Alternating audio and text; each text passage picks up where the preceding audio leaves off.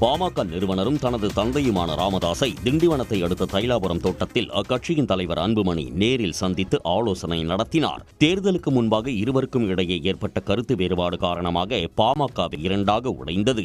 இந்நிலையில் சமீபத்தில் தைலாபுரம் சென்ற அன்புமணியை ராமதாஸ் கண்ணீர் மல்க ஆறத் தழுவி வரவேற்றார். இந்த சூழலில் நேற்றிரவு மீண்டும் ராமதாஸை அன்புமணி சந்தித்து பேசினார். வரும் 16ஆம் தேதி நடைபெறவுள்ள பாமகவின் 38ஆம் ஆண்டு விழாவை கொண்டாடுவது குறித்து 45 நிமிடம் நடந்த சந்திப்பில் ஆலோசிக்கப்பட்டது.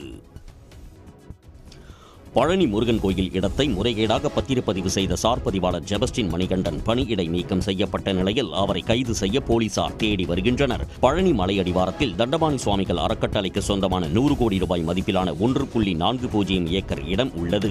இந்த இடத்தை அறக்கட்டளை நிர்வாகம் விதிகளை மீறி விற்பனை செய்ய முற்பட்டதை அறிந்த அறநிலையத்துறை நீதிமன்றத்தை நாடியது. நீதிமன்ற உத்தரவின் பேரில் தண்டபாணி சுவாமிகள் அறக்கட்டளைக்கு சொந்தமான இடத்தை பழனி கோயில் நிர்வாகம் கைப்பற்றி நிர்வாகிக்க அனுமதி வழங்கியது. இதனை மறைத்து அந்த இடத்தை அறக்கட்டளை நிர்வாகிகள் என கூறி முருகதாஸ், திருப்புகழ் ஆகியோர் 2 கோடி ரூபாய்க்கு விற்பனை செய்துள்ளனர். இது தொடர்பான புகாரை விசாரித்த போலீசார் முறைகேடாக பத்திரப்பதிவு செய்த சார் பதிவாளர் ஜெபஸ்டின் மணிகண்டன், இடத்தை வாங்கிய வெள்ளத்துறை சேதுபதி, விற்பனை செய்த முருகதாஸ், திருப்புகழ் உள்ளிட்டோர் மீது 7 பிரிவுகளின் கீழ் வழக்கு பதிவு செய்தனர். இந்த விவகாரத்தில் பதிவாளர் ஜெபஸ்டின் மணிகண்டன் பணியிடை நீக்கம் செய்யப்பட்டார். நகராட்சி நிர்வாகத்துறையில் டெண்டர் காலக்கெடு நிர்ணயத்தில் விதிமீறல்கள் நடைபெறுவதால் ஒப்பந்ததாரர்கள் அதிர்ச்சி அடைந்துள்ளனர். தமிழ்நாடு அரசின் பல்வேறு துறைகளில் பணிகளை மேற்கொள்ள டெண்டர் முறையில் டெண்டர் கோரப்படுகிறது. அதன்படி 2 கோடி மதிப்புக்கு குறைவாக உள்ள டெண்டர்களை சமர்ப்பிக்க 15 நாட்கள் வரையும், 2 கோடிக்கு மேல் மதிப்புள்ள டெண்டர்களை சமர்ப்பிக்க 30 நாட்கள் வரையிலும் கால அவகாசம் வழங்க வேண்டும். ஆனால் நகராட்சி நிர்வாகத்துறையில் டெண்டரை சமர்ப்பிக்க 1 நாட்கள் முதல் 4 நாட்கள் வரை மட்டுமே கால அவகாசம் வழங்கப்பட்டுள்ளது சர்ச்சையை ஏற்படுத்தியுள்ளது. செங்கம் நகராட்சியில் கடந்த 6ஆம் தேதி விளம்பரம் வெளியிடப்பட்ட ஒப்பந்த புள்ளியை சமர்ப்பிக்க 2 நாள் மட்டுமே கால அவகாசம் வழங்கப்பட்டது. இதுபோல கோத்தகிரி நகராட்சியில் கடந்த 3ஆம் தேதி விளம்பரம் வெளியிட்ட டெண்டரை சமர்ப்பிக்க 1 நாள் முதல் 3 நாள் வரை மட்டுமே அவகாசம் கொடுக்கப்பட்டது. உளுந்தூர்பேட்டை நகராட்சியில் கடந்த மாதம் 25ஆம் தேதி விளம்பரம் வெளியிட்ட டெண்டரை சமர்ப்பிக்க 4 நாட்கள் மட்டுமே அவகாசம் வழங்கப்பட்டது. இது தொடர்பாக விளக்கம் அளித்த அதிகாரிகள், டெண்டர் குறித்து நிர்ணயிக்கப்பட்ட காலக்கெடு மீறப்பட்டுள்ளதால் சம்பந்தப்பட்ட பொறியாளர்கள் பணியிடை நீக்கம் செய்யப்படுவதுடன் அவர்கள் மீது ஒழுங்கு நடவடிக்கையும் தொடங்கப்பட உள்ளதாக கரூர் மாவட்டம் குளித்தலையில் திருமணமான பெண்ணுக்கு ஆபாச சைகை காட்டி தவறாக நடக்க முயன்றதாக எழுந்த புகாரில் தாவேகா நிர்வாகியை அந்த பெண்ணின் உறவினர்கள் சரமாரியாக அடித்து உதைத்தனர். பாலியல் சீண்டல் புகாரில் சிக்கி தாக்குதலுக்கு உள்ளானவர் வரகூர் பகுதியைச் சேர்ந்த கிருஷ்ணராயபுரம் தாவேகா கிழக்கு ஒன்றிய செயலாளர் ரமேஷ் ஆவார். இவர் இளம்பெண் ஒருவரை கடந்த 2 மாதங்களாக தொடர்ந்து சீண்டி வந்துள்ளார் என்பது அந்த பெண்ணின் உறவினர்களது குற்றச்சாட்டாகும். ஆனால் தாவேகா நிர்வாகி ரமேஷ் மீது வழக்கு பதிவு செய்ய மறுத்த குளித்தலை போலீசார் தாக்குதல் நடத்தியவர்கள் மீதுதான் வழக்கு பதிய வேண்டும் என்றனர். பின்னர் வழக்கறிஞர் மூலம் புகார் அளித்தபோது CSRஐ மட்டுமே போலீசார் வழங்கினர். கோயில் விழாக்களில் நடத்தப்படும் ஆடல் பாடல் நிகழ்ச்சியில் ஆபாச உடைகள் அணியக்கூடாது என்று உயர்நீதிமன்றம் உத்தரவிட்டுள்ளது. உயர்நீதிமன்ற மதுரை கிளையில் திருமூர்த்தி என்பவர் தாக்கல் செய்த மனுவில் தஞ்சாவூர் வளப்பக்குடி கிராமத்தில் உள்ள கருப்பசாமி கோயில் குடமுழுக்கு விழா வரும் 24ஆம் தேதி நடைபெற உள்ளதாகவும், அன்றைய தினம் இரவு ஆடல் பாடல் நிகழ்ச்சி நடத்த போலீசார் அனுமதி வழங்க உத்தரவிடக் கோரினார். இந்த மனுவை விசாரித்த நீதிபதி விக்டோரியா கௌரி, கும்பாபிஷேகம் அன்று இரவு 7 மணி முதல் 10 மணிக்குள் ஆடல் பாடல் நிகழ்ச்சிகளை நடத்த அனுமதி வழங்கினார். ஆடல் பாடல் நிகழ்ச்சிகளில் ஆணோ பெண்ணோ எவ்வித ஆபாச ஆடைகளையும் அணியக்கூடாது என்றும், ஆண்களுக்கு பைஜாமா அல்லது வேட்டி சட்டை அணிய வேண்டும் என்று நீதிபதி உத்தரவிட்டார். பெண்களுக்கு சேலை தாவணி அல்லது மேலாடையுடன் கூடிய சுடிதார் அணிந்து இருக்க வேண்டும் என நீதிபதி தெரிவித்தார். குழந்தைகள் முழு உடலையும் மறைக்கும் வகையில் உடை இருக்க வேண்டும் என்று அவர் அறிவுறுத்தினார். மேலும் இந்த நிகழ்ச்சியில் ஆபாச நடனங்கள் இருக்கக்கூடாது என்றும், ஆபாச வார்த்தைகளை பயன்படுத்தக்கூடாது என்றும் உத்தரவிடப்பட்டுள்ளது. தென்காசி மாவட்டம் மலையடிப்பட்டி அகழ்வாய்வு பணிகள் தமிழ்நாட்டின் வரலாற்றிற்கு புதிய வெளிச்சத்தை பாய்ச்சும் என்று திமுக முன்னாள் அமைச்சர் தங்கம் தென்னரசு தெரிவித்துள்ளார். மலையடிப்பட்டு வைப்பாறு ஆற்றுப்படுகையில் நடைபெற்று வரும் தொல்லியல் துறை அகழ்வாய்வில் சங்க காலத்தைச் சேர்ந்த கல்படிக்கட்டுகளுடன் கூடிய கிணறு, செங்கல் கட்டிட அமைப்புகளை ஒத்த சுவடுகள், கண்ணாடி மணிகள், கருப்பு சிவப்பு பானை ஓடுகள், காதணிகள் உள்ளிட்டவை கிடைத்தன. இவற்றை நேற்று திமுக முன்னாள் அமைச்சர் தங்கம் தென்னரசு பார்வையிட்டார். பின்னர் செய்தியாளர்களிடம் பேசிய அவர், சங்க காலத்திலிருந்து கற்காலம் வரையிலான மக்களுடைய வாழ்விட பகுதிகளுக்கு சான்றுகள் கிடைத்துள்ளதாக தெரிவித்தார். முன்கற்காலத்திலிருந்து திரும்ப கற்காலம், அதற்கு பிறகு இருக்கக்கூடிய வரலாற்றுக்கான முற்காலம், வரலாற்று காலம், தொடக்க வரலாற்று காலம், வரலாற்று காலம் என்று பல்வேறு காலகட்ட பகுதிகளிலும் மக்களிடைய வாழ்விட பகுதியாக இந்த பகுதி விளங்கி வந்திருப்பதற்கு நிறைய சான்றுகள் கிடைத்திருக்கிறது. மக்கள் தொடர்ச்சியாக இங்கே வாழ்ந்து வருகிறார்கள். இதுபோல பல இடங்களில் நடைபெற்று வரும் ஆய்வு முடிவுகள் சிறப்பாக வர வேண்டும் என்பதற்காகத்தான் முன்னாள் தமிழக முதல்வர் ஸ்டாலின் அவர்கள் அகழ்வாய்வு பணிக்காக ஏராளமான நிதிகளை ஒதுக்கீடு செய்ததாக தங்கம் தென்னரசு கூறினார். திருவள்ளூர் மாவட்டம் பள்ளிப்பட்டு அருகே காதலிப்பதாக நாடகமாடி சிறுமியிடம் 15 லட்சம் ரூபாய் மதிப்புள்ள நகை பணம் மோசடி செய்து தலைமறைவான தாவேகா பிரமுகரை போலீசார் கைது செய்தனர். ராமநாயுடு கண்டிகை கிராமத்தைச் சேர்ந்த ஜெயகிருஷ்ணா என்பவர் 15 வயது சிறுமியை காதலிப்பதாக கூறி பழகி வந்துள்ளார். திருமணம் செய்து கொள்வதாக கூறியதை நம்பிய சிறுமி தன் பெற்றோருக்கு தெரியாமல் அவரது வீட்டிலிருந்து 15 லட்சம் ரூபாய் மதிப்பிலான 8 சவரன் நகை மற்றும் பணத்தை ஜெயகிருஷ்ணாவிடம் கொடுத்துள்ளார். வீட்டில் நகைகள் காணாமல் போனது குறித்து பெற்றோர் விசாரித்ததில் நகைகளை ஜெயகிருஷ்ணாவிடம் கொடுத்தது தெரிய வந்துள்ளது. சிறுமியின் பெற்றோர் அளித்த புகாரில் ஜெயகிருஷ்ணா மீது போக்சோ சட்டத்தில் வழக்கு பதிவு செய்த போலீசார் அவரை தேடி வந்தனர். இந்நிலையில் திருப்பதியில் தலைமறைவாக இருந்தவரை செல்போன் நம்பர் மூலமாக கண்டுபிடித்த போலீசார் அவரை கைது செய்தனர். மேலும் ஜெயகிருஷ்ணாவிடம் இருந்த 4.5 சவரன் நகையை பறிமுதல் செய்தனர். பெண்களுக்கு மட்டும்தான் பாதுகாப்பா, ஆண்களுக்கு இல்லையா என சிங்கப்பெண் போலீசாரிடம் தாவேகா வழக்கறிஞர் ரகளையில் ஈடுபட்ட சம்பவம் ராமநாதபுரத்தில் அரங்கேறியுள்ளது. பரமக்குடி அடுத்த தெளிசாத்தநல்லூரைச் சேர்ந்த தாவேகா வழக்கறிஞர் வினோத் மிஸ்ரா மதுபோதையில் பேருந்து நிலைய புற காவல் நிலையத்தில் பாதுகாப்பு பணியில் இருந்த சிங்கப்பெண் போலீசாரின் இருசக்கர வாகனத்தில் ஏறி தன்னை வீட்டில் இறக்கிவிடுமாறு கேட்டு ரகளை செய்துள்ளார்.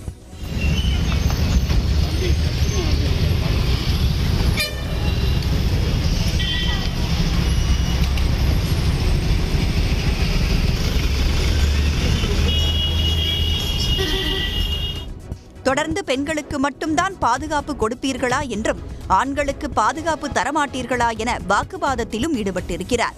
இதையடுத்து அவரை கைது செய்து நீதிமன்றத்தில் ஆஜர்படுத்திய நிலையில் வரும் 27ஆம் தேதி வரை நீதிமன்ற காவலில் வைக்க நீதிபதி உத்தரவிட்டார். சென்னை மக்களின் குடிநீர் ஆதாரமாக இருக்கும் புழல் ஏரியை பாதுகாக்காவிட்டால் போராட்டம் நடத்தப்படும் என்று இந்திய கம்யூனிஸ்ட் கட்சி எச்சரித்துள்ளது. புழல் ஏரியை நேற்று பார்வையிட்ட அந்த கட்சியின் மாநில செயலாளர் வீரபாண்டியன் புழல் ஏரியை சுற்றி பாதுகாப்பு சுவர் அமைத்து பாதுகாக்க வேண்டும் என்றார். லட்சக்கணக்கான மக்களுக்கு குடிநீர் தேவையை பூர்த்தி செய்யக்கூடிய புழல் ஏரி பல ஆண்டுகளாக சீர் செய்யப்படாமல் உள்ளது என்று வீரபாண்டியன் கூறினார். ஈமச்சடங்குகள் செய்து கழிவுகளை புழல் ஏரியில் வீசுவதாகவும் சுற்றியுள்ள பல்வேறு ஊர்களில் இருந்து கழிவுநீர் புழல் ஏரியில் கலப்பதாகவும் காலைக்கடன் முடிக்கும் மக்கள் ஏரியில் தங்களை தூய்மைப்படுத்திக் கொள்வதாகவும் அவர் கவலை தெரிவித்தார். அவர்கள் ஒரு முறை ஒரு 5 நிமிடம் நின்று பார்த்தாலே அவர்களுக்கு அதிர்ச்சி அளிக்கும். நமது நிர்வாகம் எவ்வளவு சீர்கெட்டு இருக்கிறது, குடிநீர் வழங்குகிற ஜீவாதாரமான இந்த ஏரி எவ்வளவு பாழ்பட்டு வருகிறது என்பதை இது நமது சென்னை நகர மக்களின் ஏறத்தாழ உயிர் போன்றது. இவ்வளவு மாசடைந்து இவ்வளவு சீர்கட்டிருப்பது அதிர்ச்சி அளிக்கிறது. சென்னை மக்களின் குடிநீர் தேவையை பூர்த்தி செய்யும் இந்த ஏரியை பாதுகாக்க வேண்டும் என முதல்வரை வலியுறுத்துவதாக வீரபாண்டியன் கூறினார். துறை சார்ந்த அமைச்சர் இதில் கவனம் செலுத்திட வேண்டும் என்றும் அவர் கேட்டுக் கொண்டார். தர்மபுரி அருகே சாலையோரம் கொட்டகை அமைத்து டீசல் திருடும் கும்பலை லாரி உரிமையாளர் கையும் களவுமாக பிடித்ததால் பரபரப்பு ஏற்பட்டது. பவானியைச் சேர்ந்த சோமு என்பவர் லாரி தொழில் நடத்தி வருகிறார். இவரது லாரியில் நிரப்பப்படும் டீசலின் அளவு குறைவது குறித்து சந்தேகம் அடைந்த சோமு பவானியிலிருந்து தர்மபுரி நோக்கி சென்ற அவரது லாரியை கேமராவுடன் பின்தொடர்ந்தார். பெரியாம்பட்டி மேம்பாலம் அருகே சாலையோரம் அமைக்கப்பட்டிருந்த கொட்டகை முன்பு லாரி நின்றவுடன் டியூப் கேனுடன் வந்த இளைஞர் ஒருவர் லாரி ஓட்டுநர் அரவிந்தனின் உதவியுடன் 10 லிட்டர் டீசலை திருடுகிறார்.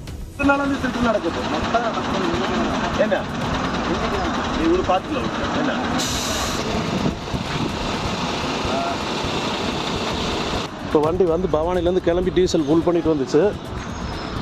இப்போ பெரியாம்பட்டியில் இந்த டீசல் திருடுற கடையில் டீசல் தேடிட்டு இருக்கிறாங்க. இந்த கொள்ளையை தனது செல்போனில் படம் பிடித்த லாரி உரிமையாளர் சோமு ஓட்டுநர் மற்றும் டீசலை திருடிய இளைஞரிடம் கேள்வி எழுப்பினார். இதனால் அதிர்ச்சி அடைந்த கொள்ளை கும்பல் ஓட்டுநரை விட்டுவிட்டு அங்கிருந்து இருசக்கர வாகனத்தில் தப்பிச் சென்றது. 1 லிட்டருக்கு 5 கிலோமீட்டர் போகணுங்க. ஆனால் அந்த டிரைவர் கொடுக்கல பார்த்தீங்கன்னா 1 லிட்டருக்கு 3 கிலோமீட்டர் 3.5 கிலோமீட்டர் மட்டும்தான் வண்டி போகுதுங்க. டிரைவர் கேட்டால் ஒரே வார்த்தையா வண்டி மோசங்க அப்படின்றாரு. இதெல்லாம் புது வண்டிங்க. இந்த வண்டியில் புது வண்டி எடுத்து 1 வருஷம் கூட ஆகலிங்க. எங்களால் டியூ கட்ட முடியாமல் ரொம்ப சிரமத்தில் இருக்கிறோம். இது மாதிரி திருட்டு நிறைய நடந்துட்டு இருக்குதுங்க. இந்த திருட்டு குறித்து காரிமங்கலம் காவல் நிலையத்தில் லாரி உரிமையாளர் சோமு புகார் அளித்தார். இதுகுறித்து வழக்கு பதிவு செய்த போலீசார் எந்தெந்த நாட்களில் எவ்வளவு டீசல் திருடப்பட்டது, இந்த திருட்டின் பின்னணியில் யார் உள்ளார்கள் என்பது குறித்து விசாரணை நடத்தி வருகின்றனர். சென்னையில் இருசக்கர வாகன விபத்தில் மூளைச்சாவு அடைந்த இளம் மருத்துவரின் உடல் உறுப்புகள் தானம் செய்யப்பட்டன. மதுரையைச் சேர்ந்த 23 வயது இளைஞரான சேவாக் ரஷ்யாவில் MBBS படித்துவிட்டு மருத்துவராக பதிவு செய்வதற்கான ஒன்றிய அரசின் தகுதி தேர்வு எழுத சென்னையில் தங்கியிருந்தார். சேலையூரில் கடந்த 5ஆம் தேதி அதிகாலை தனது இருசக்கர வாகனத்தில் பள்ளி நண்பருடன் சென்றபோது சாலை விபத்தில் சிக்கியதில் நண்பர் நிதிஷ் உயிரிழந்தார். படுகாயமடைந்த ஷேவாக் குரோம்பேட்டையில் உள்ள தனியார் மருத்துவமனையில் அனுமதிக்கப்பட்டு தீவிர சிகிச்சை அளிக்கப்பட்டும் மூளைச்சாவு அடைந்தார். இதையடுத்து அவரது தாயாரின் ஒப்புதலின் பேரில் ஷேவாகின் இதயம், சிறுநீரகம், கல்லீரல் உள்ளிட்ட உடல் உறுப்புகள் தானம் செய்யப்பட்டன. இருசக்கர வாகனங்களை இளைஞர்கள் அதிவேகமாக ஓட்டுவதில் ஆர்வம் காட்டுவதை கைவிட வேண்டும் என்று அவரது தாயார் உருக்கமாக வேண்டுகோள் விடுத்துள்ளார்.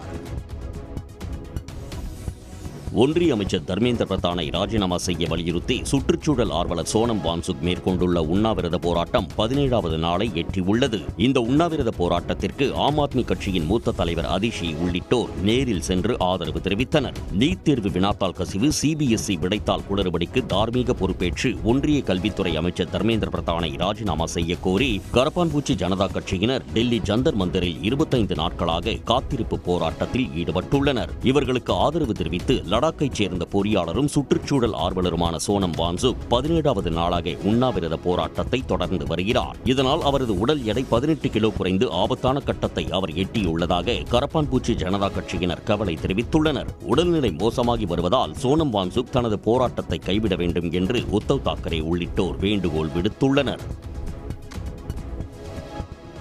லார்ட்ஸ் கிரிக்கெட் மைதானத்தில் நடைபெற்ற முதல் டெஸ்ட் கிரிக்கெட் போட்டியில் இங்கிலாந்து அணியை 270 ரன்கள் வித்தியாசத்தில் வீழ்த்தி இந்திய மகளிர் அணி வரலாற்று சாதனை படைத்துள்ளது. ஹர்மன்பிரீத் கவுர் தலைமையிலான இந்திய மகளிர் அணியும் இங்கிலாந்து மகளிர் அணியும் ஒரே ஒரு டெஸ்ட் போட்டி கொண்ட தொடரில் களம் கண்டன. 142 ஆண்டுகால டெஸ்ட் கிரிக்கெட் வரலாற்றில் லண்டனில் உள்ள உலக பிரசித்தி பெற்ற லார்ட்ஸ் மைதானத்தில் நடைபெற்ற முதல் பெண்கள் டெஸ்ட் கிரிக்கெட் போட்டி என்பதால் இந்த ஆட்டம் பலரது கவனத்தை ஈர்த்தது. முதல் இன்னிங்ஸில் இந்திய அணி 285 ரன்களும் இங்கிலாந்து அணி 170 ரன்களும் சேர்த்தன. இரண்டாவது இன்னிங்ஸில் யஸ்திகா பாத்யாவின் சதத்தின் உதவியோடு இந்திய அணி 341 ரன்கள் குவித்து டிக்ளேர் செய்தது. 457 ரன்கள் அடித்தால் வெற்றி என்ற கடினமான இலக்குடன் பேட்டிங் செய்த இங்கிலாந்து மகளிர் படை 4வது நாள் ஆட்டத்தின் போதே 186 ரன்களுக்கு ஆல் அவுட் ஆனது. இதன் மூலம் 270 ரன்கள் வித்தியாசத்தில் இந்திய அணி வரலாற்று சிறப்புமிக்க இமாலய வெற்றியை பதிவு செய்தது. திருவள்ளூர் மாவட்ட ஆட்சியர் அலுவலகம் அருகே டிப்பர் லாரி உரிமையாளர்கள் காலவரையற்ற போராட்டம் மேற்கொண்டுள்ளனர்.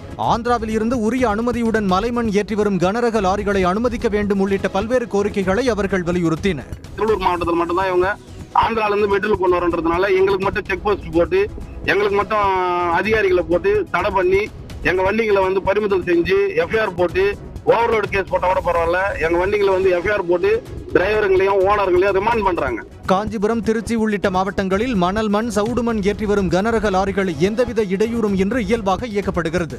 ஆனால் திருவள்ளூர் மாவட்ட லாரி உரிமையாளர்கள் ஆந்திராவில் இருந்து மணல் ஏற்றி வரும்போது உரிமையாளர், ஓட்டுநர் உள்ளிட்டோர் மீது வழக்கு பதிவு உள்ளிட்ட பல்வேறு இன்னல்களை எதிர்கொள்ள வேண்டியுள்ளதாக அவர்கள் கூறினர். கல்வீச்சு சம்பவம் தொடர்பாக முன்னாள் அமைச்சர் CV சண்முகம் உள்ளிட்ட 6 பேர் மீது அதிமுக மாவட்ட செயலாளர் பசுபதி காவல்துறை கண்காணிப்பாளரிடம் புகார் அளித்துள்ளார். விழுப்புரம் மாவட்டம் செஞ்சி அருகே வல்லம் பகுதியில் கடந்த 11ஆம் தேதி அதிமுக கூட்டத்தில் மாவட்ட செயலாளர் பசுபதி பங்கேற்க சென்றபோது அவரது தரப்புக்கும் CV சண்முகம் தரப்புக்கும் இடையே மோதல் ஏற்பட்டது. அப்போது பசுபதியின் கார் மீதும் கற்கள் வீசப்பட்டன. முன்னாள் அமைச்சர் CV சண்முகம், அவரது சகோதரர் ராதாகிருஷ்ணன் ஆகியோரின் தூண்டுதலின் பேரில் ரூபன் ராஜ், வெங்கடேசன், பாலாஜி, ஸ்ரீதர் உள்ளிட்டோர் தலைமையில் தன்னை கொலை செய்யும் நோக்கத்தில் கல்வீசி தாக்குதல் நடத்தியதாகவும் அவர்கள் மீது நடவடிக்கை எடுக்க வேண்டும் என்றும் காவல்துறை கண்காணிப்பாளரிடம் பசுபதி நேரில் புகார் அளித்தார். கொலை செய்யணுன்ற ஒரு நோக்கத்தோட குறி வச்சு அடிக்கிறான். அந்த போட்டோ கூட நான் காட்டுறேன் பாருங்க. அது பார்த்தீங்கன்னா என் தலைக்கு 1 இன்ச்சு தான் பக்கத்தில், எனக்கு தலைக்கு பின்னாடி இருக்கிற அந்த காரினுடைய அந்த கதவுனுடைய இதில் பார்த்தீங்கன்னா அது அவ்வளோ தூரம், ஒரு இரும்பு கதவு, என் கதவு அங்கே இருக்குது, நான் காமிச்சேன், அதில் அவ்வளோ தூரம் பதிஞ்சிருக்குது. அந்த கல் மட்டும் கொஞ்சம் ஒரு 2 இன்ச்சு முன்னாடி வந்ததுன்னா என் உயிர் நிச்சயமாக போய்டும். எனக்கு இந்த இடத்துல பயங்கரமாக அடிச்சிருக்கும், நான் இனி உயிரோடு இருந்திருக்க முடியாது. இது என்னன்னா கொலை செய்கிற திட்டத்தோடு அடித்தது, பிளான் போட்டு கரெக்டாக ஆளை குறி வச்சு அடிக்குது. புகார் மீது வழக்கு பதிவு செய்து சட்டப்படி நடவடிக்கை எடுப்பதாக விழுப்புரம் காவல்துறை கண்காணிப்பாளர் தங்களிடம் உறுதியளித்ததாகவும் பசுபதி கூறினார். தமிழ்நாடு அரசு லஞ்ச ஒழிப்புத்துறை இயக்குநர் பொறுப்பு வகித்த ADGP அருணை திடீரென இடமாற்றம் செய்து தமிழ்நாடு அரசு உத்தரவிட்டுள்ளது. திமுக ஆட்சியில் சென்னை மாநகர காவல் ஆணையராக பொறுப்பு வகித்த ADGP அருண் தாவேக அரசு அமைந்தவுடன் லஞ்ச ஒழிப்புத்துறை இயக்குநராக நியமிக்கப்பட்டார். இந்நிலையில் நியமிக்கப்பட்ட 50 நாட்களிலேயே ADGP அருணை லஞ்ச ஒழிப்புத்துறை இயக்குநர் பொறுப்பில் இருந்து விடுவித்து தமிழ்நாடு அரசு உத்தரவிட்டுள்ளது. தற்போது தமிழ்நாடு காவல்துறை பயிற்சி பள்ளியின் இயக்குநராக ஏடிஜிபி அருண் நியமிக்கப்பட்டுள்ளார். லஞ்ச ஒழிப்புத்துறை புதிய இயக்குநராக ஐஜி மகேஸ்வரியை நியமித்தும் மேலும் 3 IAS அதிகாரிகளை இடமாற்றம் செய்தும் தமிழ்நாடு அரசு உத்தரவிட்டுள்ளது. தமிழ்நாடு நுகர்பொருள் வாணிப கழக மேலாண் இயக்குநராக ஷில்பா பிரபாகர் சதீஷ், கால்நடை பராமரிப்பு மற்றும் கால்நடை பணிகள் இயக்குநரகத்தின் இயக்குநராக கிருஷ்ணன் உண்ணி நியமிக்கப்பட்டுள்ளார். மேலும் தமிழ்நாடு மருத்துவ பணிகள் கழக மேலாண் இயக்குநராக SP அம்ரித் நியமிக்கப்பட்டுள்ளார். மறைந்த சாகித்ய அகாடமி விருது பெற்ற கரிசல் இலக்கிய எழுத்தாளர் பூமணியின் உடல் முழு அரசு மரியாதையுடன் இன்று நல்லடக்கம் செய்யப்பட உள்ளது.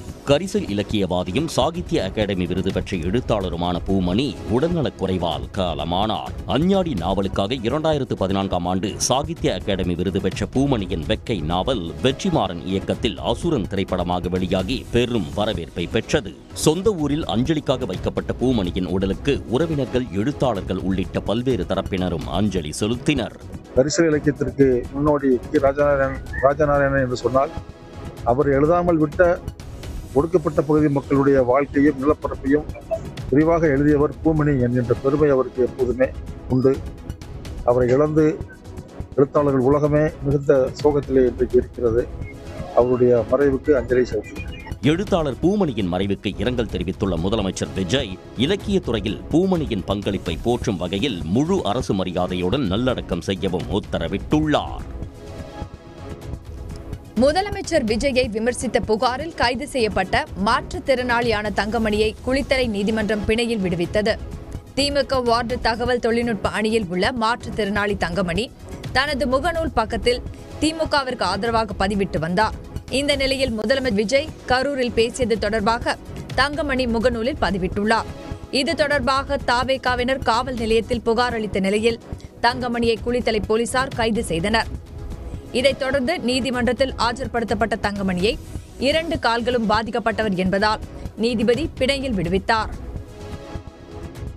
செங்கல்பட்டு அரசினர் பாதுகாப்பு இல்லத்தின் வார்டன்கள் மற்றும் காவலாளியை தாக்கிவிட்டு தப்பிச் சென்ற கும்பலில் ஒருவனை போலீசார் கைது செய்தனர். செங்கல்பட்டு மாவட்டம் ஆத்தூரில் அமைந்துள்ள அரசினர் பாதுகாப்பு இல்லத்தில் குற்றச்செயல்களில் ஈடுபட்ட 21 வயதிற்குட்பட்ட 70க்கும் மேற்பட்டோர் அடைக்கப்பட்டிருந்தனர். ஞாயிற்றுக்கிழமையன்று 10க்கும் மேற்பட்டோர் சேர்ந்து இல்லத்தின் வார்டன்கள் மற்றும் காவலாளியை கடுமையாக தாக்கி கை கால்களை கட்டி போட்டுவிட்டு அங்கிருந்து தப்பிச் சென்றனர். மேலும் அப்பகுதியில் சாலையில் சென்ற வாகன ஓட்டிகளையும் தாக்கி பணம், செல்போன் உள்ளிட்டவற்றை வழிப்பறி செய்த சம்பவத்தால் பரபரப்பு ஏற்பட்டது. அரசினர் பாதுகாப்பு இல்லத்திலிருந்து தப்பிச் சென்றவர்களை மீண்டும் பிடிக்க போலீசார் தீவிரமாக தேடி வந்த நிலையில் KK நகரில் பதுங்கியிருந்த 19 வயதுடைய நபரை போலீசார் கைது செய்தனர். மீதமுள்ள 11 பேரையும் பிடிக்க போலீசார் தீவிரமாக தேடி வருகின்றனர். திண்டுக்கல்லில் அரசு அலுவலர்களின் கையெழுத்தை போலியாக போட்டு நீதிமன்றத்தில் மோசடி செய்த புகாரில் 2 பெண்களை போலீசார் கைது செய்தனர். வடமதுரையில் கொலை வழக்கில் தொடர்புடைய திருப்பதி என்பவரை போலீசார் கைது செய்து சிறையில் அடைத்தனர். திருப்பதியை ஜாமீனில் எடுப்பதற்காக ஆரோக்கிய செல்வி, ரூபி ஷெல்லா என்ற 2 பெண்கள் உறுதிமொழி பத்திரத்தில் சாட்சிகளாக கையெழுத்திட்டனர். ஜாமீன் மனு மற்றும் ஆவணங்களை மாவட்ட முதன்மை நீதிபதி பத்மநாபன் சரிபார்த்தபோது சொத்துச் சான்றிதழில் இருந்த அரசு அலுவலர்களின் கையெழுத்துக்கள் தொடர்பாக சந்தேகம் எழுந்ததால் விசாரணை நடத்தப்பட்டது. இதில் அரசு அலுவலர்களின் கையெழுத்துக்களை ஜாமீன் ஆவணத்தில் போலியாக போட்டு மோசடி செய்ய முயன்றது உறுதியானதால் உடனடியாக நடவடிக்கை எடுக்க நீதிபதி பத்மநாபன் உத்தரவிட்டார். குற்றவாளிக்கு ஜாமீன் பெற மோசடி செய்த புகாரில் ஆரோக்கிய செல்வி, ரூபி ஷெல்லாவை கைது செய்த போலீசார் தலைமறைவாகியுள்ள முக்கிய குற்றவாளியை தேடி வருகின்றனர்.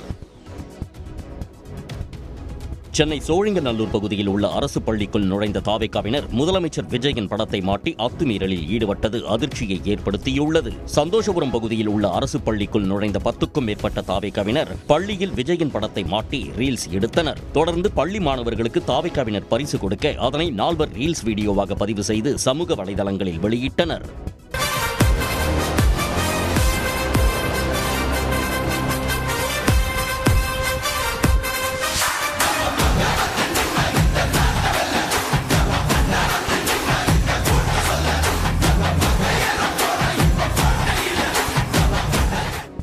ஆய்வு என்ற பெயரில் பள்ளிக்கு சென்று தொந்தரவு செய்தால் கடும் நடவடிக்கை எடுக்கப்படும் என பள்ளிக்கல்வித்துறை அமைச்சர் ராஜ்மோகன் தெரிவித்திருந்த நிலையில் அமைச்சரின் அறிவிப்பை காற்றில் பறக்கவிட்டு தாவேகாவினர் அத்துமீறலில் ஈடுபட்டுள்ளனர்.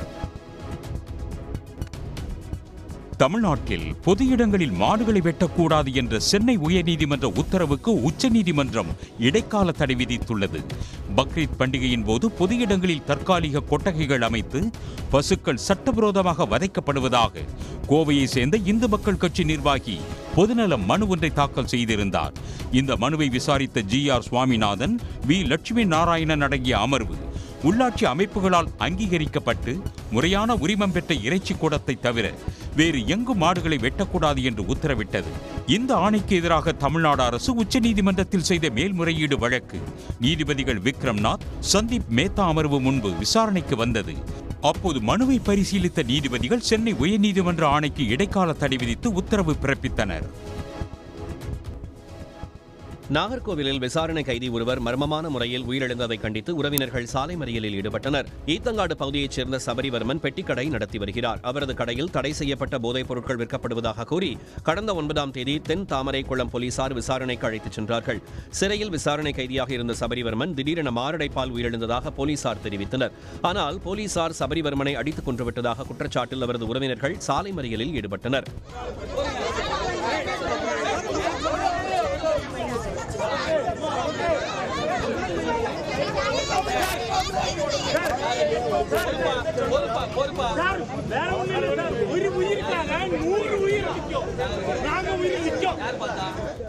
தகவல் அறிந்த ஆசாரிப்பள்ளம் அரசு மருத்துவக் கல்லூரி மருத்துவமனைக்கு சென்ற நீதிபதி சத்தியமூர்த்தி உறவினர்களிடம் அவர் விசாரணை நடத்தினார். அப்போது சபரிவர்மன் உடலில் காயங்கள் இருப்பதாக உறவினர்கள் குற்றம் சாட்டினர்.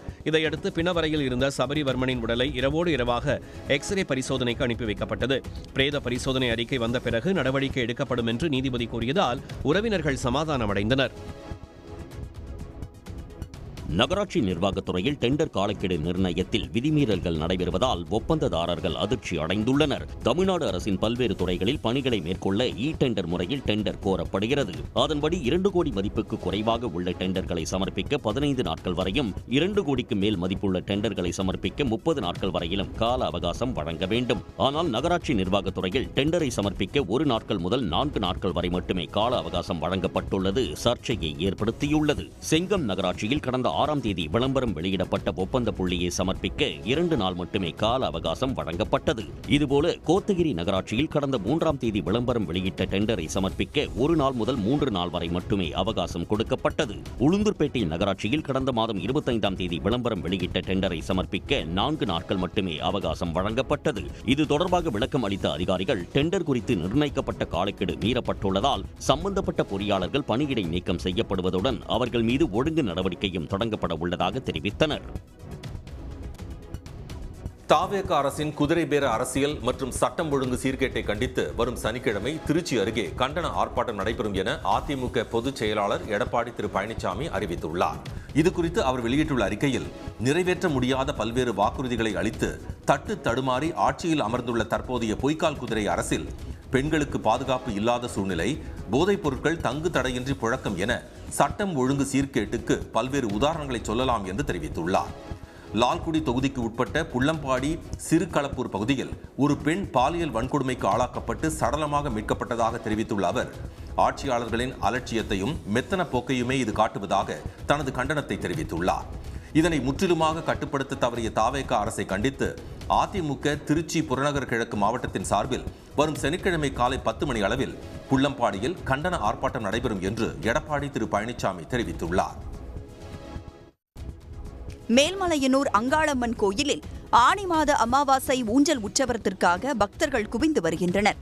அமாவாசை தினம் என்பதால் அதிகாலையில் கோயில் நடை திறக்கப்பட்டு மூலவர் மற்றும் உற்சவர் அம்மனுக்கு பல்வேறு வகையான வாசனை திரவியங்கள் மற்றும் மலர்களைக் கொண்டு சிறப்பு அலங்காரமும் அபிஷேகமும் தீபாராதனையும் நடைபெற்றது. தொடர்ந்து உற்சவர் அம்மன் லலிதா திரிபுர சுந்தரி அலங்காரத்தில் பக்தர்களுக்கு காட்சியளித்து வருகிறார். அமாவாசை என்பதால் ஆயிரக்கணக்கான பக்தர்கள் நீண்ட வரிசையில் காத்திருந்து அம்மனை தரிசனம் செய்து வருகின்றனர். நிகழ்ச்சி ஏற்பாடுகளை இந்து அறநிலையத்துறை அதிகாரிகள் மற்றும் அறங்காவலர் குழு உறுப்பினர்கள் செய்து வருகின்றனர்.